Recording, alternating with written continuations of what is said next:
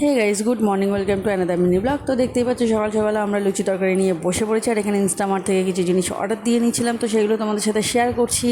আর এখানে চলে এসেছিলো তো এই বিটটাকে আমি বুঝতে পারছিলাম না, সেই জন্য হাতে করে নিয়ে দেখলাম। দেন তারপরে কিন্তু পুজো দেওয়ার জন্য ফুলগুলো নিয়ে নিলাম, আর ফুলগুলো আজকে খুব সুন্দর ফুটেছে। দেন তারপরে আমরা চলে এসেছি খাবার খেতে দুপুরের। আর এখানে আমরা করে নিয়েছিলাম পটল আলু তরকারি, বিট আলু ভাজা। আর খেতে খেতে আমি একটু মুভি দেখতে ভালোবাসি বা কার্টুন দেখতে ভালোবাসি। দেন ঠাকুরের ঘরের ক্লিকটা তো নেওয়া হয়নি, তো সেই জন্য ক্লিকটা নিয়ে নিল। আর এখানে বাতিটা বন্ধ করে দিল, কারণ বেশিক্ষণ জ্বালিয়ে রাখতে নেই প্রদীপটা, সেই জন্য।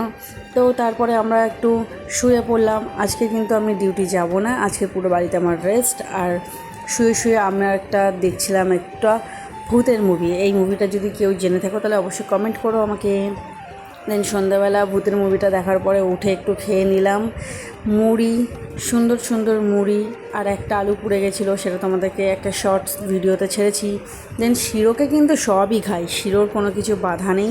তো চলো আলুটা তোমাদেরকে দেখিয়ে দিই যে কীভাবে পুড়ে গেছে। আর এইখানে দেখো আমি বসে বসে এখানে মোবাইল ঘাঁটছিলাম, আর এখানে এমন একটা জিনিস বানিয়ে নিয়েছে আমাকে দুষ্টু দেখালো যে আমি ভয় পেয়ে গেছি। দেন আজকে দুপুরবেলা খাবারটা অন্যরকম ছিল, আর রাতের খাবারটা সম্পূর্ণ অন্যরকম।